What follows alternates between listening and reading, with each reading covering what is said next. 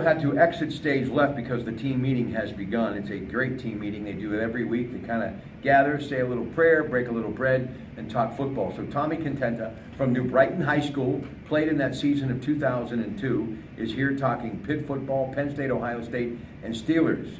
And he's prepared to do the X and O's because I just said, we're doing this, and he went, okay, that's cool, I can handle it. All right, before we talk Steelers, I want to talk Pitt. I want to talk about their game coming up this weekend. You know, the Panthers last week, I think, finally realized that maybe Ben DiNucci is the guy that can get them back on track because he brings a lot to the table. Plus, if not this year, being a sophomore, it can't help having that experience heading into next year. So Ben DiNucci, where he is, how he was thrusted into that job, and moving forward, what do you think he will do for this Pitt offense and Coach Narduzzi and the Panthers? Well, you know, with him, he's a very athletic guy. He adds an element of, you know, run pass to the offense that they don't really get with their other quarterbacks. He's a local guy, so that's why we like to see him be successful. But you know, I think the more he plays, the more prepared he'll be, and the better you'll see his statistics and his abilities take off. This weekend, 12 o'clock, Heinz Field, 93-7 The Fan. The Cavaliers are going to be trying to bounce back. They won 4 games in a row before losing to Boston College last weekend, 41-10. The Eagles had 2 76-yard scoring drives. Bronco Mendenhall, head coach, sure, I'm going to be watching Ben DiNucci and trying to think what they can do to stop him. But here's something that you have to try to do is to upset him or to get him off his game because, yeah, he didn't put up great numbers last week. Yeah. But he didn't make any mistakes. Right. And more times than not, when a quarterback just plays steady as she goes football and doesn't make any mistakes, you're going to at least be in the position to win the football game, and thus they were. Absolutely. All right. And what you're looking for as a defensive guy, you know, I was a defensive side of the guy. I'm learning offense now, but you're looking to break up that quarterback's rhythm. You know, you're going to send extra guys at them. You can't let them sit back there and just read the defense and pick them apart. You got to do something else. So that's what I think they'll try to do to Ben. All right, sophomore running back Darren Hall, 254 yards, 3 scores. Just when I thought Olison was the guy, now this guy. Then I started thinking about the Pitt Panthers and James Conner and Shady McCoy. Yeah. You know, Penn State is linebacker you. I think this must be running back you. Have you ever seen so much talent in the backfield over, say, I mean, going back to Curtis Martin, Tony Dorsett, they just keep coming. Yeah. You know what? They're very skilled in the backfield, and you want to throw a local guy in there, Whitehead. Jordan Whitehead, yeah. I mean, he's making some explosive plays for them. They just keep mixing it up, and it seems like whoever they put back there is pretty successful. So you got to give the offensive line a lot of credit there as well. All right, by the way, in 4 wins, Virginia has allowed no more than 23 points. This series goes back to 1953. Pitt leads at all time 6-3. Last meeting, October 15th of last year, Pitt won at 45-31. Quarterback Ben Kirk, 6'4", 215-pounder, 15 touchdowns on the year, 1,806 yards. Running back Jordan Ellis, 602 yards, 5 touchdowns. West Virginia hosting Oklahoma State, number 11 Cowboys, 12 o'clock Mountaineer Field, ABC. North Carolina State taking on Notre Dame at 9 o'clock, 3:30 ABC, South Bend. Penn State and Ohio State. Wake up, ladies and gentlemen, every football fan east of the Mississippi, because this is, as Keith Jackson used to say, the granddaddy of them all. Sure is. This place is going to be hopping. It'll be absolutely nuts. This one hits us right in the locker room because we are so close to Ohio. We have a lot of guys on the team from Ohio. We got a lot of guys that are Penn State fans. And listen, they're tweeting it out. They are letting each other know in practice. You know, we are, and you hear the big Ohio chant. And they are just letting each other have it this week. So they're looking forward to that game also. All right, Todd McSorley, 1,879 yards, 14 touchdowns. Saquon Barkley, a lot of folks still think very odds-on favorite, at least at this point, to win the Heisman. 757 yards, 8 touchdowns. Deshaun Hamilton, 28 catches, 481 yards. The Buckeyes, J.T. Barrett, 1,838 yards, 21 touchdowns. J.K. Dobbins, 775 yards, 5 touchdowns. And Paris Campbell, 28 catches, 405 yards, 2 touchdowns. So you're learning the offensive side, as you said. So break these 2 football teams down. I got to tell you, I think Todd McSorley has turned a lot of heads, and he will be definitely playing on Sundays in the NFL. Absolutely. The thing you get here is, I mean, where are you going to find a weak spot at? You got teams that are both very run-pass balanced, and you have guys that are just explosive all over the field. And it could be whoever has the ball last is going to be the team that wins.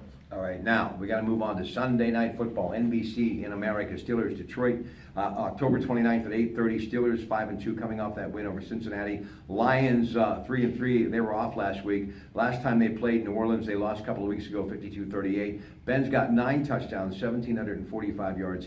Matt Stafford 12 touchdowns, 1,428 yards. These two teams started playing each other in 1934.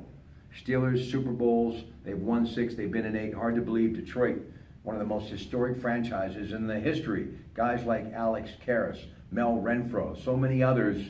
Guess what? They've never been there. But I still think the kid out of Georgia, who's now about 9 years into the league, he's got the gazillion-dollar deal, and deservingly so. They got a very solid football coach. They believe in him. Things in the atmosphere really a whole lot different at Ford Field. I think Matthew Stafford can get them to the next level. The Lions have lost 8 of their last 9 against the Steelers.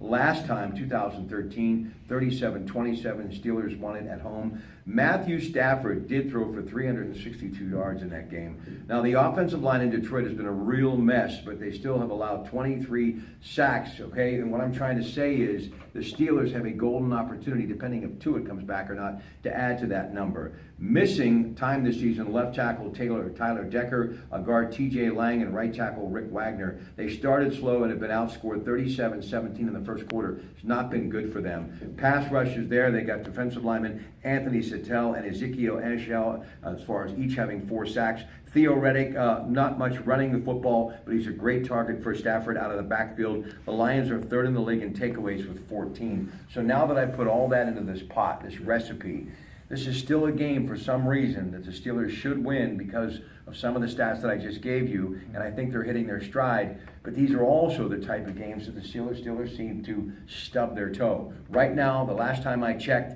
Steelers are favored by 3, but they will be in Detroit. And as I said, there's a completely different attitude in the Motor City in Motown when it comes to the Detroit Lions. Yeah, and I know that the big statistic that everyone throws out there is Ben's home splits versus his away splits. And, it's a game that the Steelers should win. Obviously, we'll see. But with the offense hitting their stride, the defense hitting their stride, as long as they roll over what they defensively have done in the last 2-3 weeks, they should be just fine. Offensively, I think everything's coming together. So I look to see a Steelers win by. You want a prediction or no? Yeah, give me a prediction. I think they win by at least 10. Okay, Andrew Fee, obviously, this young man is a big Steeler fan. You can talk. You're shooting this video. How do you see this one unfolding, sir? Well, personally, I think Ben Roethlisberger is injured right now. No one's speaking of that. That's my own personal opinion. But I do see things coming together here the last week in the offense. Personally, I think they should just give the ball to Bell 48 times a game and just let it happen. But I would agree with Tommy that I think it will be a big win in Detroit. Next week, you do the Steelers edition of our get-together at Geneva. Well done. Now, I got to ask, where are we at time-wise? 8 minutes. Okay, we got 2 minutes. I want to talk high school football. Absolutely. I love New Brighton, okay? Me too. I know you do. Talk to me, okay? Yeah. And I know Coach Grieco's doing everything that he can. Yeah. Love him, grew up with him. He's my coon, my familia. Yeah. But I'm tired of reading about the Quips. Yeah. And I'm tired of reading about Beaver Falls. And I'm tired of reading about Central Valley. I love these schools. I'm tired of hearing about, the ex-Geneva superstar, as Jeff Belts is doing at Beaver. Love him. But what about my beloved Crimson and Gold? Yeah. Wake up the echoes. Yeah. Come on now. You know what? I moved to Beaver, but I still You believe what? Crimson and Gold. I know it's a bad thing. No, it's not. It's a good thing. It's a good thing. It's a great school district. But I think the big thing is you got a guy at the top that works on not only improving the guy's football X and O wise, but character wise. Coach Grieco has done so much for me. Great motivator. Unbelievable, just as a man also. But I think the thing is turnout in the school. Let me just ask to you, come out. and I'm just going to be blunt. This is how I see it from afar. Because my own children, there's so many outside things that they have to do. They're so busy. And they have tools to do these things, like social media tools, and they're busy. And the classroom is a little bit more difficult than it once was. A lot of these kids have part-time jobs, they're doing things. And maybe certain sports, including football, just aren't as important as it once was. So even though it's got great tradition, and he's had success, maybe the numbers aren't there because people don't, not just in New Brighton, but throughout the country, don't love football like they once did. Well, I think there's that, but I think there's also there's other options now. Whenever I was playing, I know soccer was pretty new at New Brighton, so you didn't have as many guys on the soccer team. Everybody came out and played football. I think now you have more options, social media wise, more sports being offered at every school, even the smaller schools, the single and double A schools. So they're pulling, being stretched for numbers all over the place, and guys don't want to be backups. What would you say to the student athlete out there about Division III in Geneva that I haven't said, but you're the coach, you're the one that's recruiting Beaver County. Yeah. So what would you tell them, and then we'll say goodbye? Well, the big thing is there's good football players at every level.